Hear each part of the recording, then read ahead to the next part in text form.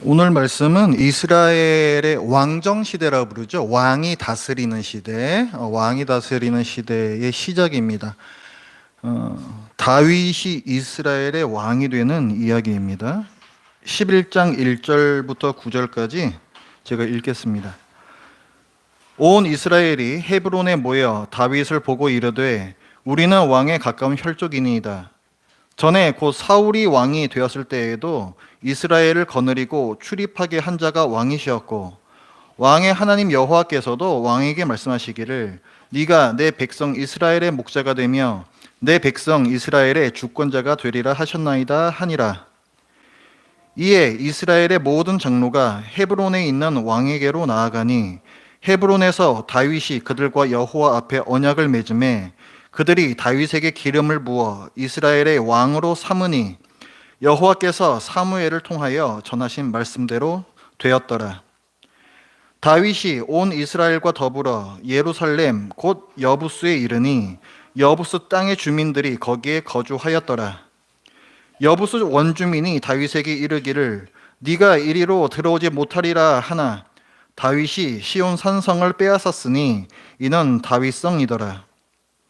다윗이 이르되 먼저 여부스 사람을 치는 자는 우두머리와 지휘관으로 삼으리라 하였더니 스루야의 아들 요압이 먼저 올라갔으므로 우두머리가 되었고 다윗이 그 산성에 살았으므로 무리가 다윗성이라 불렀으며 다윗이 밀로에서부터 두루 성을 쌓았고 그 성의 나머지는 요압이 중수하였더라.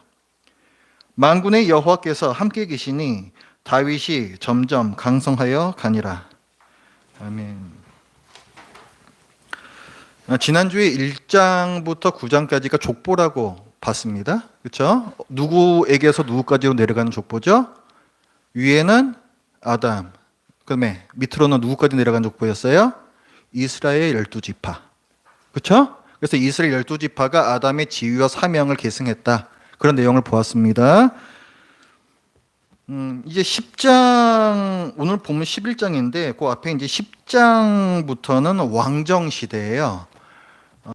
원래 이스라엘이 출애굽해서 가나안 땅에 들어왔을 때 전쟁을 하고 땅을 분배받지 않습니까? 그래서 각 지파별로 자기네들이 할당받은 그 땅에서 그냥 살았어요. 그러니까 그 당시에는 왕이 없었습니다. 12지파가 각자 이렇게 흩어져서 사는데 이를테면 다른 나라에서 이렇게 쳐들어오곤 할 때가 있잖아요.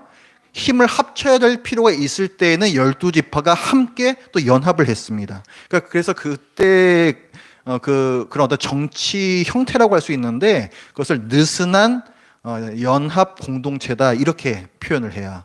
그러니까 따로따로 살지만 필요할 때에만 하나로 뭉치는, 그래서 느슨한 연합체다 이렇게 이제 표현을 합니다. 그런데 이 세월이 좀 이제 흐르면서 이제 왕정이라고 부르는 강력한 중앙 집권적인 정부로 이제 변하게 됩니다. 사실 그 하나님께서 이스라엘을 출애굽시키셨을 때부터 너희가 나중에는 왕을 세워야 할 것이다 라고 말씀을 하셨었어요. 우리 여기 좀 책갈피 좀 해두고 그 말씀 좀 찾아보겠습니다. 신명기 17장 가보겠습니다.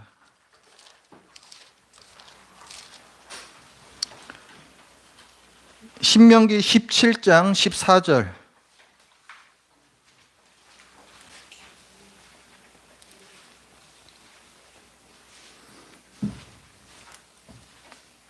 신명기가 어떤 때를 배경으로 하고 있는 책입니까? 가나안 땅에 들어왔을 때 아니면 들어오기 전에? 들어오기 전이죠. 요단강 건너기 직전이란 말이에요. 그 이스라엘 출애굽했던 세대들 모두 다 광야에서 떠돌다가 죽었고 그 아들, 딸, 자녀들 세대가 이제 장성해서 어른이 되었단 말이에요. 그래서 이 사람들에게 율법을 가르치는 책이 신명기입니다. 근데 이 신명기에서 뭐라고 말씀하셨냐면 17장 14절부터 보면은 네가 네 하나님 여호와께서 네게 주시는 땅에, 그러니까 가나안 땅을 말하는 거예요. 이제 너희들이 건너갈 그 땅에 이르러 그 땅을 차지하고 거주할 때, 이게 미래에 있을 일이에요. 만일 우리도 우리 주위의 모든 민족들 같이 그죠? 다른 나라들 많이 있잖아요. 그런 나라들에는 다 왕이 있었거든요, 이미. 그런 나라들 같이 우리 위에 왕을 세워야겠다는 생각이 나거든. 그 다음에 왕의 자격에 대해서 말씀해 주세요.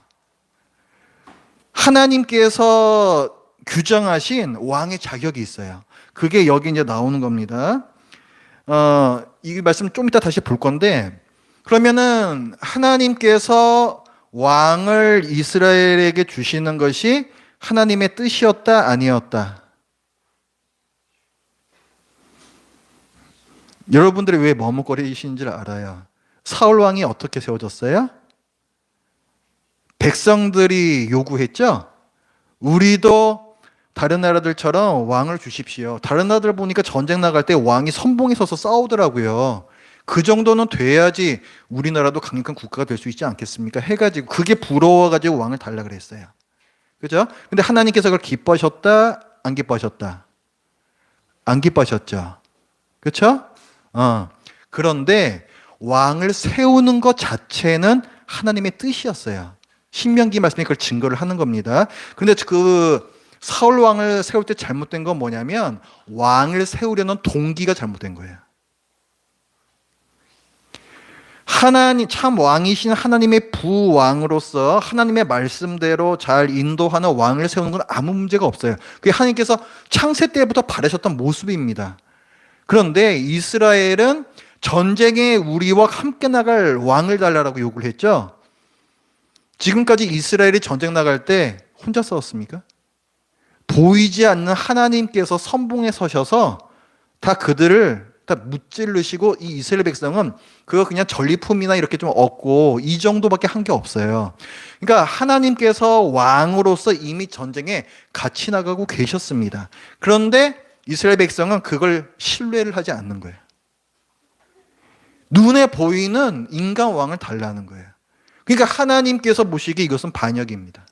그래서 하나님께서 그걸 굉장히 언짢아 하셨던 것이고, 그러나 그럼에도 불구하고 어쨌든 왕을 세워라 하시죠.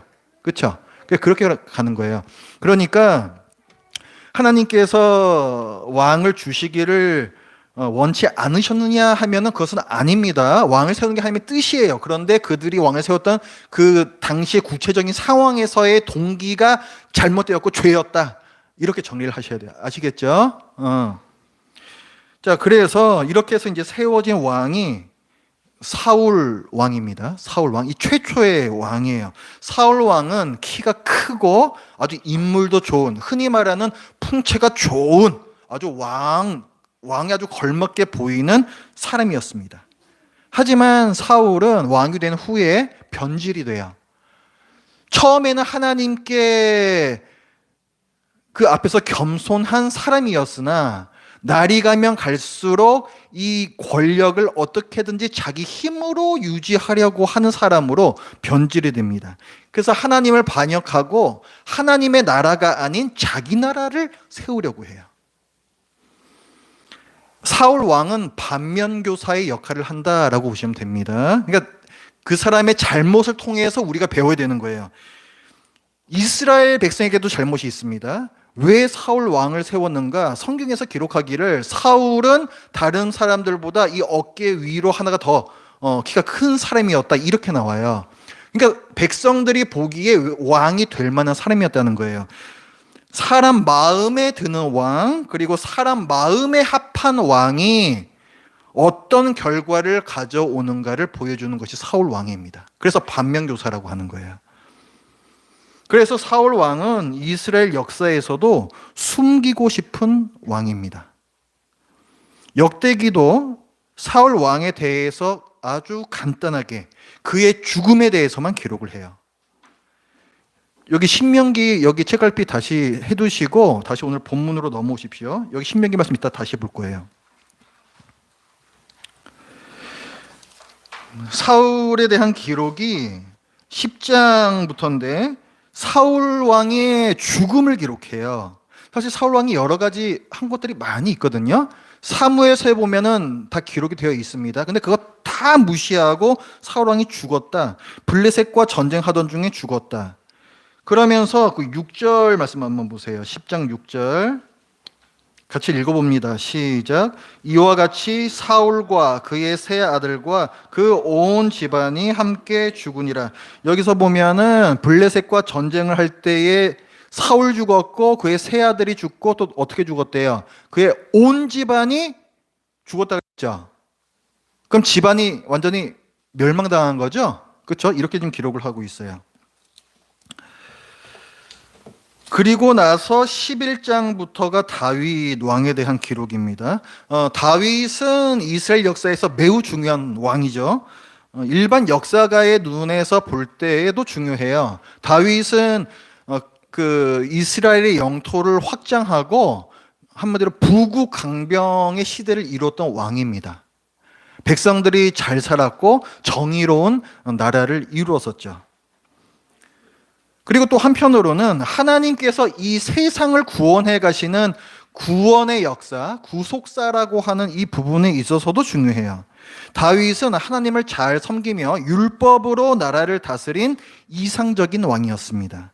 그리고 그의 집안에서 왕이 끊어지지 않을 것이다. 영원한 왕이 나올 것이다. 메시아에 대한 약속이거든요. 이 메시아에 대한 약속을 하나님께 받는 그런 중요한 인물이기도 합니다. 당시에 그 고대 근동 지역에서는 왕자가 대를 이어 왕이 되는 게 이치였어요. 다윗은 사울의 가문이 아닙니다. 그렇죠? 지파부터가 달라요. 사울은 베냐민 지파, 다윗은 유다 지파입니다. 그러니까 전혀 집안이 달라요. 그러면 다윗 왕조의 합법성, 정통성에 문제가 생길 수가 있습니다. 사울 왕이 전사하고 나라가 혼란한 틈을 타서 다윗이 역성혁명, 그러니까 성을 갈아치우는 쿠데타를 일으킨 것이 아니냐. 과연 그의 왕조는 합법적인 것이냐. 이런 질문이 당연히 있을 수 있다는 거예요. 어느 나라든 왕조의 정통성은 중요합니다. 왕조의 정통성이 있어야 이에 반대하는 세력을 억제할 수 있어요. 백성들 그 민심의 그 기반을 확보할 수 있는 것이 이 왕조의 정통성이라는 것입니다. 그리고 한편 역대기에서는 또 다른 특별한 이유로 더 중요했습니다. 역대기의 1차 독자가 누구입니까? 페르시아에서 옛 땅으로 돌아온 귀환 공동체죠. 이스라엘 귀환 공동체. 이 유대인들은 만만치 않은 현실을 만났어요. 초라한 현실을 만났습니다. 그리고 절실한 질문이 생겼죠. 이 땅은 지금도 약속의 땅인가? 이곳 예루살렘은 지금도 하나님께서 굽어 살피시는 곳인가? 우리는 지금도 하나님의 백성인가? 나라가 회복될 것인가? 이런 질문들이에요. 이 질문들은 뭐하고 직결되냐면 우리가 왕을 세울 수 있을 것이냐? 이 질문하고 아주 밀접하게 연관이 되어 있습니다.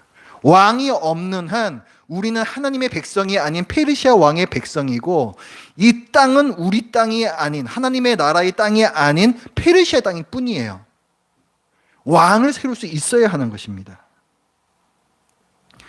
그리고 이 유대인들에게 유일한 희망은 언약이었어요. 영원한 왕을 약속해 주신 다윗에게 주신 언약이었습니다. 그런데 절망적 현실을 경험하고 있는 이 귀한 공동체의 마음은 사람이 너무 힘들면 그런 거예요. 다윗 언약도 혹시 거짓부렁이 아닐까? 정말 하나님께서 다윗을 왕으로 세우셨던 게 맞는가? 지가 쿠데타 일으켜 놓고는 뭐 언약이니 뭐니 이런 말 하면서 그럴듯하게 포장한 것이 아닌가? 500년 전에 있었던 일인데 정말 그런 일이 있었는지 없었는지 우리가 알 게 뭐냐? 하는 의심까지 들었다는 거예요. 그러므로 귀한 공동체가 하나님 나라를 재건하고 하나님 백성으로 다시 살기 위해서는 다윗이 왕이 된 것이 합법적이냐? 이것이 반드시 증명되어야만 했습니다. 자, 우선적으로 만약에 사울 왕에게 왕자가 없었다면, 그 대를 이을 왕자가 없었다면, 그럼 뭐 당연히 다른 성을 가진 왕이 돼야 되겠죠. 그건 뭐 방법이 없는 거잖아요. 그건 자연스러운 일이잖아요. 아까 우리가 10장 6절에서 뭘 봤습니까? 그 전쟁에서 사울과 세 아들과 온 집안이 다 죽었다 그랬습니다. 그러면은 계승자가 없다라는 식으로 말하는 거죠? 그렇죠? 근데 사실은 그렇지 않습니다. 전쟁에서 죽지 않은 사울의 아들이 있었어요. 사울 왕조가 계속될 수 있었습니다. 그러면 역시 역성혁명이구만. 역대기 기자도 이 다윗이 왕이 된 걸 정당화시키려고 사울에게 그 안 죽은 아들이 있다는 걸 갖다가 슬쩍 감추고 있구만. 그렇지 않습니다. 이 역대기 기자는 사울의 온 집안이 다 죽었다라고 하면서도 사울의 가문이 계속해서 대를 이어갔다라고 버젓이 밝히고 있습니다. 그것도 아주 잘 보이는 곳에. 그 10장이 사울 왕의 죽음이잖아요. 그 바로 윗부분에 사울의 가문이 계속 대를 이었다는 말씀이 나옵니다. 9장 35절부터가 사울의 족보거든요. 39절에 보면은 넬은 기스를 낳고 기스는 사울을 낳고, 이게 사울 왕입니다. 근데 사울의 아들들 목록이 나와요. 요나단과 말기수아와 아비나답과 에스발. 총 몇 명입니까? 4명이죠. 근데 아까 전쟁에서 아들 몇 명이 죽었다 그랬어요? 3아들이 죽었다 그랬죠? 지금 그 9장 39절에 앞에 3명이 죽었어요. 요나단, 말기수아, 아비나답. 그리고 에스발이라는 사람은 전쟁에 안 나간 건지 아니면 나갔다가 살은 건지 알 수 없는데 어쨌든 살아 있었어요. 이 사람이 누구냐면은 이스보셋입니다. 이름만 에스발로 기록한 거고 똑같은 사람이에요. 이스보셋. 사무엘서에 보면은 이스보셋이 사울의 뒤를 이어서 나라를 세웠다라고 나와요. 그리고 다윗은 유다 지파의 추대를 받아서 또 하나의 나라를 세웠다라고 기록이 되어 있습니다. 그러니까 여전히 사울은 대를 이어서 그 왕조가 유지될 수 있었던 거죠. 하지만 역대기는 이스보셋에 대해서도 또 그가 다스린 이 나라에 대해서도 전혀 언급하지 않습니다.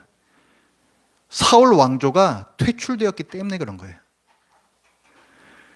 이스라엘은 하나님의 나라입니다. 그러니까 하나님 나라의 왕은 인간 왕, 참 왕이신 하나님을 섬기는 부왕으로서 다스려야 합니다. 그리고 참 왕이신 하나님께서는 이 부왕을 세울 수도 있고 폐하실 수도 있는 권리가 당연히 있습니다. 사울 왕은 왕이 된 후에 자기의 욕심과 교만으로 스스로 가장 높아졌습니다. 그래서 하나님께서 사울 왕조를 버리시고 다윗을 새로운 왕조로 세우셨어요. 따라서 역대기가 사울의 후손들을 그 9장에서 버젓이 기록하면서도 10장 6절에서 온 집안이 죽었다 하는 말씀은 하나님께서 사울 왕조를 버리셨다라는 선언입니다. 하나님께서 사울의 집안을 왕조에서 퇴출시키시고 새로운 왕조를 세우셨는데 그것이 다윗 왕조라고 말하고 있습니다. 하나님이 이스라엘의 참 왕이시기 때문에 그분께서 다윗을 왕으로 임명하고 세우셨다면 그의 왕조는 합법적이고 정통성을 가집니다. 그 정통성이라는 것도 인간이 세운 정통성이 아니라 하나님께서 세우신 정통성이에요. 그것은 그 누구도 토를 달 수 없는 영원한 정통성인 것입니다. 그리고 이것은 하나님께서 주신 율법에 근거해요. 자, 다시 여기 책갈피에 두시고 아까 제가 책갈피에 두시라고 했던 신명기 17장으로 다시 가봅니다. 신명기 17장.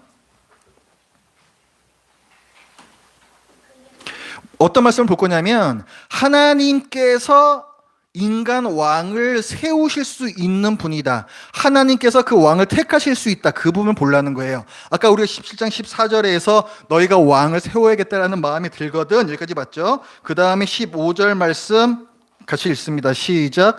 반드시 내 하나님 여호와께서 택하신 자를 내 위에 왕으로 세울 거기까지요. 반드시라고 하나님께서 엄하게 명령하셨습니다. 어떤 사람을 세워라? 하나님께서 택하신 자라야 한다는 거예요. 근데 사울 왕은 사실은 하나님께서 택하신 자가 아니었습니다.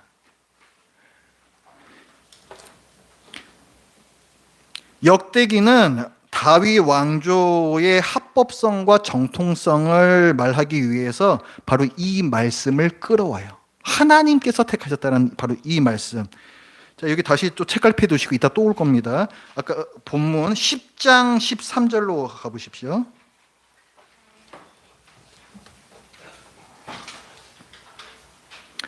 10장, 자, 역대기 10장 13절과 14절을 제가 읽겠습니다. 사울이 죽은 것은 여호와께 범죄하였기 때문이라. 그가 여호와의 말씀을 지키지 아니하고 또 신접한 자에게 가르치기를 하고 여호와께 묻지 아니하였으므로 여호와께서 그를 죽이시고 그 나라를 이새의 아들 다윗에게 넘겨주셨더라. 자, 사울을 죽이시고 다윗을 세우신 분이 누구다라고 말씀하고 있어요? 여호와 하나님이다 말하고 있죠? 주어가 여호와 하나님입니다. 하나님께서 참 왕이시기 때문에 인간 왕을 폐하실 수도 있고 다시 세우실 수도 있다는 거예요. 그 근거는 무엇입니까? 아까 신명기 말씀이에요. 하나님께서 말씀하셨던 그대로 그냥 하시는 겁니다. 그러니까 지금 방금 읽었던 이 말씀에서는 사울 왕은 참 왕이신 하나님을 신뢰하지 않고 불순종하는 왕이었다. 그래서 하나님께서 사울을 패하시고 그 나라를 다윗에게 넘겨주셨다. 다윗은 스스로 왕이 된 것이 아니다라는 거예요. 역성혁명을 일으킨 게 아니다라는 거예요.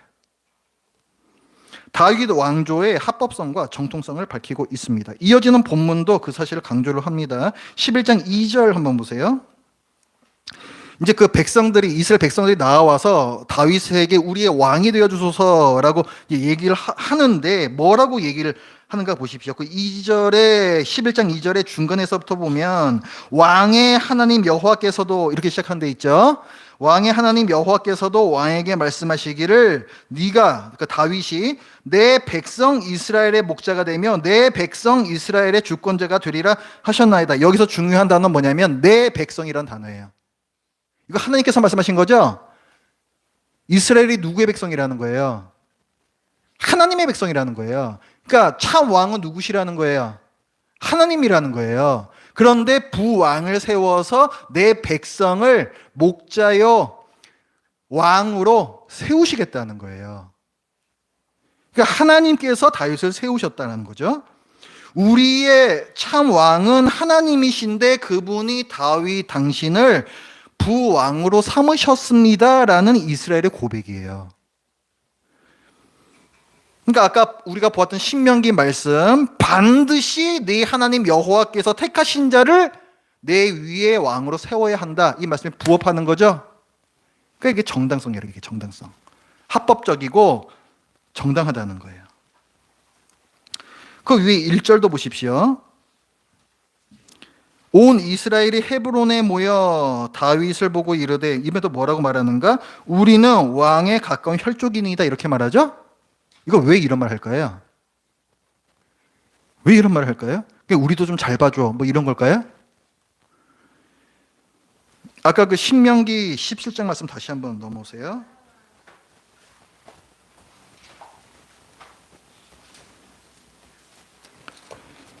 신명기 17장 15절.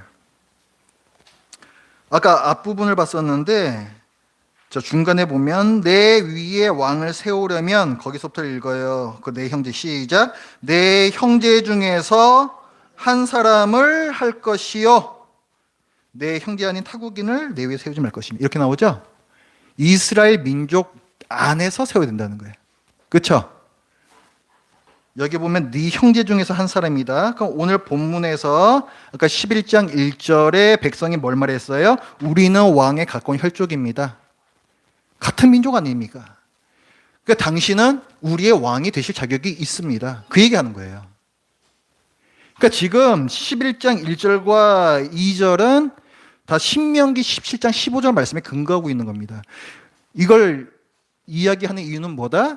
다윗 왕조의 합법성과 하나님께서 세우신 정통성을 증명하기 위해서. 다윗은 쿠데타를 일으킨 사람이 아니다라는 것이죠. 왜 다윗 왕조의 정통성과 합법성을 강조한다 그랬습니까? 페르시아에서 돌아온 유대인들의 질문에 답하기 위해서예요. 우리의 왕이 세워질 것인가? 다윗 언약은 정말인가? 이 질문에 응답하기 위해서입니다. 역대기는 대답합니다. 다윗은 하나님께서 세우신 합법적인 왕이다. 그런 다윗에게 하나님께서 약속을 하셨다면 그것은 진리이다. 다윗의 왕조를 통해서 영원한 왕 메시아가 올 것이다. 이스라엘 백성들에게, 그 귀환한 이스라엘 백성들에게 그걸 확신을 시켜주는 거예요. 그리고 역대기는 우리는 지금도 하나님의 백성인가? 라는 질문에 답합니다. 오늘 이 11장의 본문은 사무엘서 5장 본문과 거의 같은데요. 중간중간에 살짝씩 달라지는 부분이 있어요. 의도적인 겁니다. 이 역대기를 기록한 사람이 사무엘서를 보고서 이 역대기를 기술을 하는데 그 당시의 상황에 맞게 이걸 기록할 때 어떤 관점을, 나름대로의 관점을 가지고 다시 재기술을 한 거거든요. 그래서 어떤 단어들은 일부러 조금씩 바꾼 것들이 있습니다. 오늘 본문에서는 그 1절에 처음에 나오는 온 이스라엘이라는 단어예요. 온 이스라엘이. 이게 사무엘하 5장 1절에서는 이스라엘 모든 지파가 이렇게 되어 있습니다. 뭐 그 말이 그 말 아닌가? 이스라엘 모든 지파가 나오든 온 이스라엘이 나오든 같은 말이 아닌가? 거의 같은 말이죠. 그런데 의도적으로 바꿔 쓴 것입니다. 앞서의 그 사무엘서에서는 사울의 나라가 계속 있었다 그랬죠. 이스보셋이 계속 이제 자기가 이제 왕으로서 하던 나라가 있었단 말이에요. 그런데 그 나라가 군대 장관하고의 내분이 생겨가지고 스스로 멸망당해요. 나라가 그냥 없어져 버립니다. 그랬더니 이제 그 나라에 살던 백성들이 다 다윗에게로 찾아와요. 당시에 다윗을 따르던 백성은 유다 지파밖에 없었습니다. 그러니까 유다의 출신 지파죠. 유다 지파만 다윗을 지지하고 나머지 지파들은 모두 이스보셋의 대를 이은 그 사울의 대를 이은 이스보셋의 나라가 정통성이 있는 거 아니냐 해가 다 그쪽에 있었단 말이에요. 근데 이 사람들이 다 이쪽으로, 유다 쪽으로 와서 다시 속된 말로 다시 붙었습니다. 그래서 사무엘하에서 이스라엘 모든 지파가 다윗에게 찾아왔다 했을 때에는 그런 뉘앙스가 있어요. 뭔가 처음부터 다윗에게 충성했던 자가 아니고, 그러니까 뭔가 지조가 없고, 그러니까 뭔가 좀 궁색해 보이는 그런 지파들, 이런 뉘앙스가 그 안에 포함이 되어 있습니다. 그런데 오늘 우리가 보고 있는 이 역대기에서는 이스보셋의 나라를 아예 언급하지 않으면서 온 이스라엘이 다윗에게 왕이 되어달라고 청했다라고 기록하고 있어요. 뭘 얘기하는 걸까요? 이스라엘 12지파 모두가 다윗을 왕으로 세우는데 적극적이고 잘했다는 거예요. 너희는 어쩔 수 없어서 다윗에게 붙은 사람들이 아니고 처음부터 왕에게 찾아와서 성경적인 근거로 우리의 왕이 되어 주십시오 라고 얘기했던 충성된 백성이었다는 거예요. 온 이스라엘이 다 그랬다는 거예요. 온 이스라엘이. 역대기 기자는 지금 페르시아에서 돌아온 사실은 패잔병과 같은 그 백성들 아니겠습니까? 12지파 중에서 10지파는 아예 없어져 버렸어요. 없어요.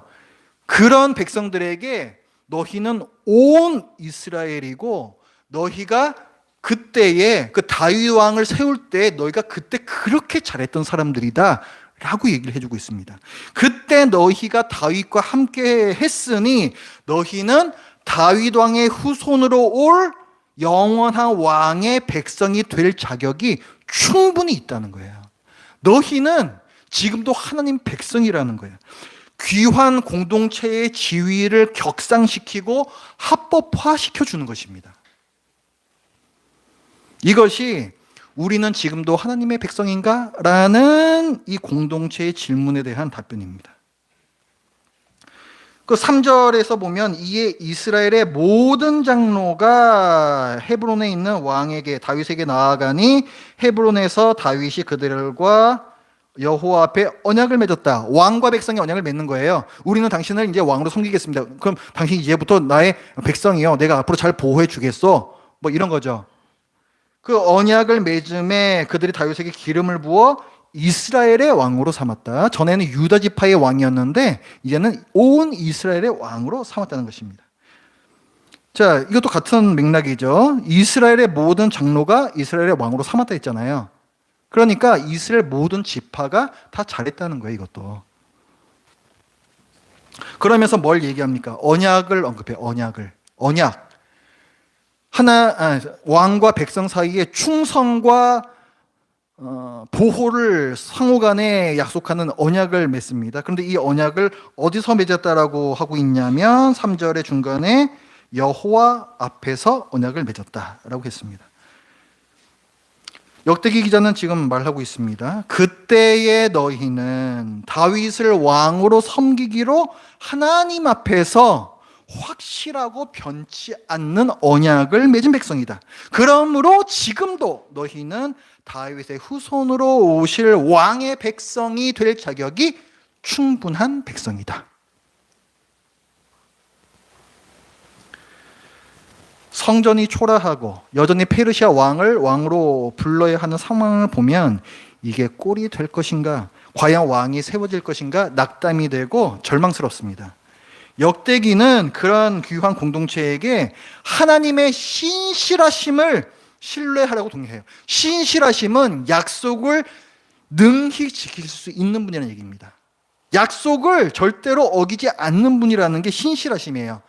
하나님께서 신실하시기 위해서는 전지전능하셔야 됩니다. 어떤 일이 있을지 이미 다 알고 계시기에 약속을 하시는 것이고, 어떤 어려움이 있어도 그것을 능히 극복하실 수 있는 분이기 때문에 전능하셔야 되는 것입니다. 그러니까 하나님의 신실하심은 하나님의 전지전능하심하고 다른 말이 아니에요. 3절 그 뒷부분에 보면 이렇게 얘기합니다.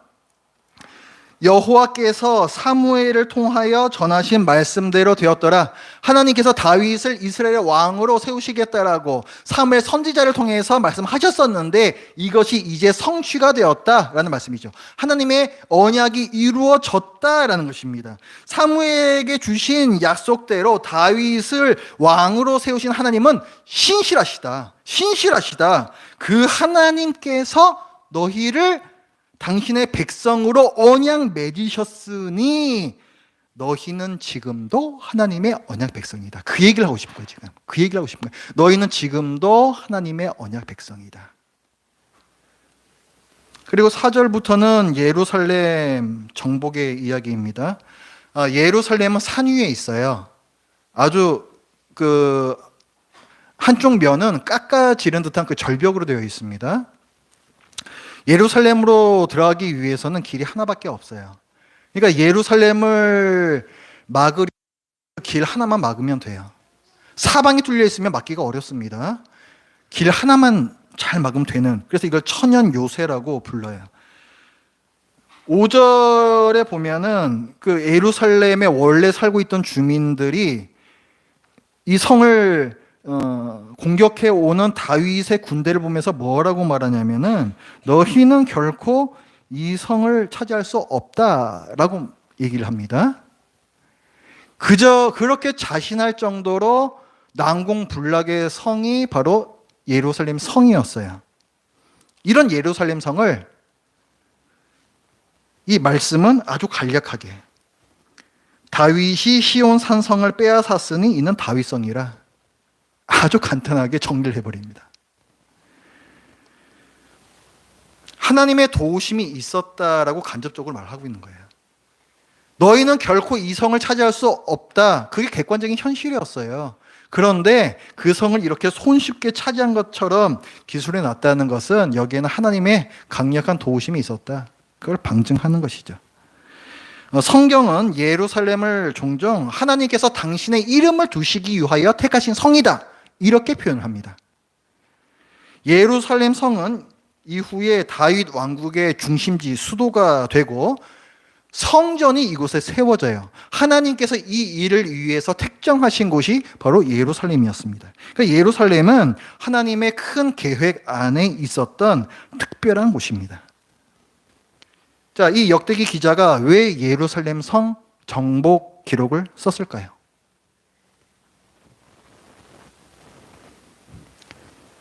이 땅은 지금도 약속의 땅인가? 라는 귀한 공동체 질문에 답하는 거예요. 이곳 예루살렘은 지금도 하나님께서 굽어 살피시는 곳인가? 라는 그들의 질문에 답하기 위해서 예루살렘 정복 사건을 써놓은 것입니다. 역대기는 답을 하고 있어요. 예루살렘은 하나님의 큰 계획 안에 있는 성이다.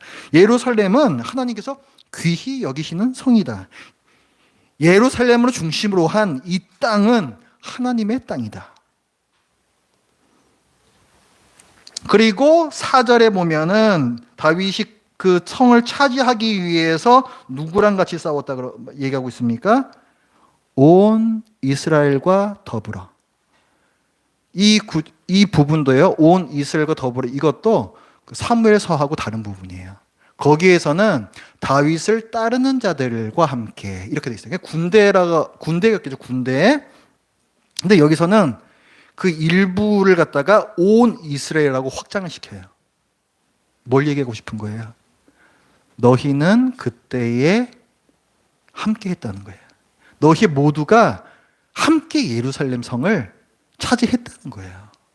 너희는 그때 그렇게 잘했었다는 거예요. 그때 너희가 함께 했으므로 지금도 이곳은 너희의 땅이다 말하는 것입니다. 역대기 기자는 다윗의 나라를 사울의 나라와 대조시키면서 마무리합니다. 9절. 만군의 여호와께서 함께 계시니 다윗이 점점 강성하여 가니라. 이것은 10장 14절 사울에 대한 얘기죠. 여호와께 묻지 아니하였으므로 여호와께서 그를 죽이시고, 이 말씀과 대조가 됩니다. 자, 9절에서는 11장 9절에서는 뭘 말하고 있습니까? 하나님께서 다윗과 함께 계셨다. 관계성에 대한 부분이죠. 하나님과 다윗의 관계성에 대한 얘기고, 그래서 그 결과가 다윗이 점점 강성해졌다는 거예요. 관계성과 결과입니다. 10장 14절에서도 보면 사울은 어때요? 여호와께 묻지 아니하였으므로, 깨진 관계성이죠. 그 결과는 무엇입니까? 여호와께서 그를 죽이신 겁니다. 그렇죠? 관계성과 결과, 대조를 의도적으로 시키고 있습니다. 이렇게 해서 하나님께서 참 왕이시고 사람 왕이 부왕으로서 하나님의 정의와 사랑을 강처럼 흐르게 하는 진정한 왕정, 하나님 나라가 시작됩니다. 자, 오늘 이 본문에는 키워드가 무엇입니까? 예루살렘 중심의 가나안 땅, 그리고 이스라엘 백성, 온 이스라엘이라고 부르는, 그 다음에 다윗 왕이죠. 그렇죠? 국토, 국민, 주권입니다. 뭐죠? 하나님 나라죠. 이 3요소가 갖춰지면 나라예요, 그게. 하나님 나라에 대해서 얘기하고 있는 거예요. 그러니까 귀한 공동체가 알고 있잖아요. 그 자기네들이 왜 망했는지 알고 있잖아요. 그 사람들은 이스라엘의 왕과 백성들이 계속해서 불순종하고 반역하는 그 범죄 때문에 하나님께서 당신의 나라를 세우시려는 그 계획이 좌절된 듯 했어요. 그래서 결국은 좀 세워져 가는 듯 했던 그 이스라엘 그 나라가 완전히 멸망당해 버리지 않습니까? 그러나 전지전능하신 하나님께서는, 신실하신 하나님께서는 절대로 실패하지도 포기하지도 않으십니다. 나라가 망하고 포로살이 하다가 돌아온 이 이스라엘 백성에게도 하나님께서는 당신의 목적이 좌절되지 않았노라고 역대기에서 말씀을 하고 있어요. 귀환한 이스라엘은 또다시 실패합니다. 그럼에도 불구하고 또 실패해요. 우리 현실도 이와 비슷합니다.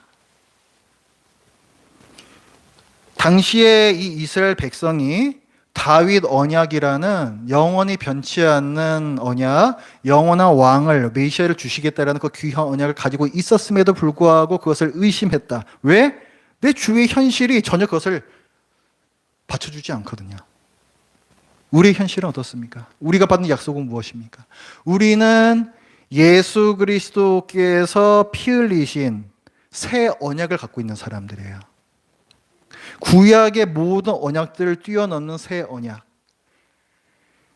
그 새 언약은 이미 성취가 되었습니다. 예수 그리스도께서 우리를 위하여 대속의 피를 흘리심으로 하나님께서는 더 이상 우리의 죄를 기억하지 않으시고 우리 마음 가운데 성령을 보내주셔서 더 이상 하나님을 알라 알라 이런 소리를 들을 필요가 없다고까지 말하는 그런 사람들이 되었습니다. 이 새 언약의 시대, 그것이 이미 성취된 시대를 살고 있고 우리에게 남겨진 약속이 이제 하나밖에 없어요. 예수님께서 이 땅에 다시 오셔서 악의 뿌리, 마귀와 악인들을 멸하실 것이라는 약속입니다. 그러나 우리 현실을 보면 어떻습니까? 현실이 이것을 전혀 받쳐주지 않습니다. 여전히 악인들은 강성해지는 것 같고 하나님은 안 계신 것 같고 믿는 사람들이라고 해서 뭐 성령을 갖고 있는 믿는 사람들이라고 해가지고 특별히 다른 것 같지도 않고 우리 마음에는 의심이 가끔씩 드는 거죠. 나는 정말 하나님의 백성인가? 정말 이 땅에 하나님의 나라가 시작되었는가? 우리는 이 역대기의 1차 독자들하고 별로 다를 것이 없습니다. 그러나 하나님께서는 이 역대기를 통해서 우리에게도 말씀하고 계세요. 나는 너희 하나님이다. 너희는 내 백성이다. 현실을 바라보지 말고 언약을 바라보아라. 나는 신실한 하나님이다. 나는 전지전능한 하나님이다. 역대기는 우리에게도 큰 의미가 있는 책입니다. 우리가 무엇을 바라보아야 할 것인가 생각하시기 바랍니다. 하나님의 나라는 반드시 완성됩니다. 지금은 하나님께서 택정하신 백성들을 불러 모으고 계시는 은혜의 때예요. 우리는 이 기간이 괴롭지만 누군가는 하나님의 은혜를 받아서 하나님께로 돌아오고 있는 귀한 기간입니다. 우리는 그럼 당연히 기다려야죠. 기다리는 것입니다. 인내하는 것입니다. 주님께서 다시 오셔서 하나님의 나라를 완성하실 그 복된 날을 함께 바라봅시다. 기도하겠습니다. 하나님 아버지, 다윗 왕이 새로 왕으로 세워지는 과정을 보면서 모든 역사들이 하나님의 주권 아래에서 움직이고 있고 사람의 욕심과 죄가 하나님의 계획을 좌절시킬 수 없음을 보았습니다. 지금도 저희는 상황을 볼 때 좌절하게 되고 낙심하게 될 때가 너무나도 많습니다. 그러나 하나님께서 신실하시며 전지전능하신 저희를 백성 삼아주신 저희가 영원히 믿을 수 있는 그 하나님이시여 왕이심을 감사드립니다. 아버지, 저희의 약한 믿음 하나님께서도 잘 아시지 않습니까? 저희가 흔들리고 또 하나님께서 보시기에 미약한 모습들이 많이 보이지만 그러나 성령님께서 저희 안에 계시오니 저희를 쓰러지지 않도록 도와주시오며 하나님을 향한 신뢰가 그 믿음이 날로 날로 강해질 수 있도록 하여 주시옵소서. 하나님께서 함께 하심에 다윗이 점점 더 강성하여진 것처럼 성령 하나님께서 저희 마음속에 함께 계시니 저희의 믿음 또한 저희의 속사람 또한 날로 강성케 하여 주시옵소서. 예수님의 이름으로 기도드립니다. 아멘.